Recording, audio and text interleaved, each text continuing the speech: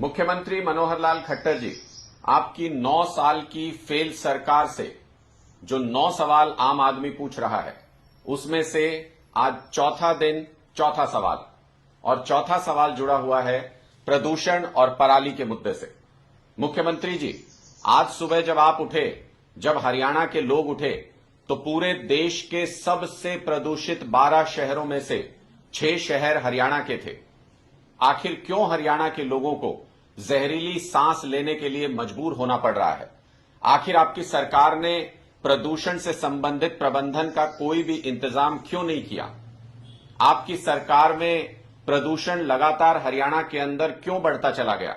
दिल्ली में इतनी dense population है, उसके बावजूद पिछले 8 सालों में दिल्ली के अंदर 30% तक प्रदूषण में कमी आई है, क्योंकि दिल्ली सरकार ने उसके लिए एफर्ट किए। वहां पर सीएनजी की बसें चलती थी, अब इलेक्ट्रिक बसें चलाई गई।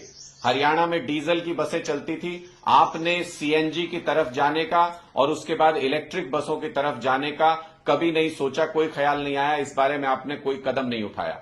दूसरा, वहां पर अगर आप देखेंगे दिल्ली में, वहां पर कूड़ा जलाने पर पाबंदी है, वहां पर उसके लिए 600-700 टीमें डिप्लॉय की गई हैं, उसमें कमी आई। वहां पर कचरा प्रबंधन की व्यवस्था की गई।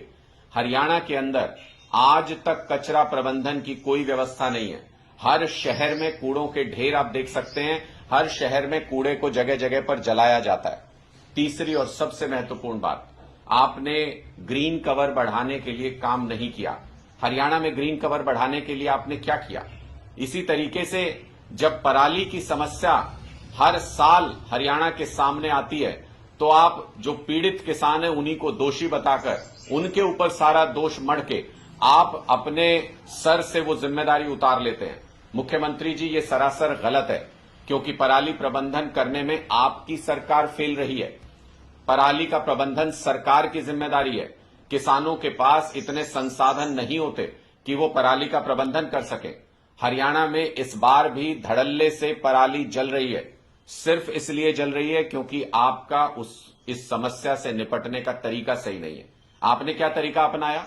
आपने किसानों के ऊपर एफआईआर दर्ज कर दी, 550 से ज्यादा किसानों पे एफआईआर, फाइन लगा दिया, 15 लाख रुपए पेनल्टी आपने लगा दी। कहां से भरेगा किसान ये पेनल्टी? उसके पास तो अपने जीवन यापन के लिए ही पैसा नहीं है। एमएसपी आप फसलों का दिला नहीं पा रहे हैं।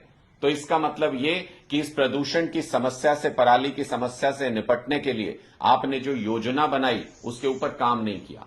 पराली के प्रबंधन के लिए आपने मशीनों पर सब्सिडी देने की बात कही, लेकिन सब्सिडी घोटाला हो गया सैकड़ों करोड़ रुपए का। जमीन के ऊपर वो मशीनें हैं ही नहीं जिनके ऊपर आपने कागज पर सब्सिडी दे दी। आपने कहा 5 लाख एकड़ में घोल का इस्तेमाल किया जाएगा। कहां है वो घोल? अभी तक नहीं पता कि वो घोल कहां पर है, किस किसान के पास पहुंचा या नहीं पहुंचा। इस तरीके के कुप्रबंधन की वजह से हरियाणा में प्रदूषण की समस्या साल दर साल विकराल रूप लेती जा रही है। आपने चाइनीज पटाखों के ऊपर हरियाणा के अंदर क्या सख्ती से उनके ऊपर बैन करने की, उनको कंट्रोल करने की कोई प्लानिंग बनाई? क्या आपने ग्रीन पटाखों के ऊपर किसी तरीके का कोई ध्यान दिया? त्योहार सर पर है, त्योहार सामने आने वाला है, लेकिन प्रदूषण में लोग बुरी तरह से परेशान हैं, लोगों को सांस लेना मुश्किल हो रहा है। डॉक्टर्स कह रहे हैं कि इतना ज्यादा पोल्यूशन है कि दवाइयों ने भी असर करना बंद कर दिया है। तो मुख्यमंत्री जी, ये चौथी समस्या जो आपकी सरकार का सबसे बड़ा फेलियर रही। आपकी सरकार के 9 सालों में हरियाणा में प्रदूषण लगातार बढ़ता जा रहा है, और आज के दिन की स्थिति यह है कि पूरे देश में, जिसमें मेट्रो सिटीज भी आते हैं, इतने बड़े बड़े शहर आते हैं, उन सारे शहरों को पीछे छोड़ते हुए हरियाणा के 6 शहर सबसे ज्यादा प्रदूषित शहरों की लिस्ट में शामिल हैं। 12 में से, पूरे देश के 12 सबसे प्रदूषित शहरों में से 6 हरियाणा के अंदर हैं। ये बहुत ही शर्मनाक बात है और ये आपकी सरकार के फेल होने पर मोहर लगाती है।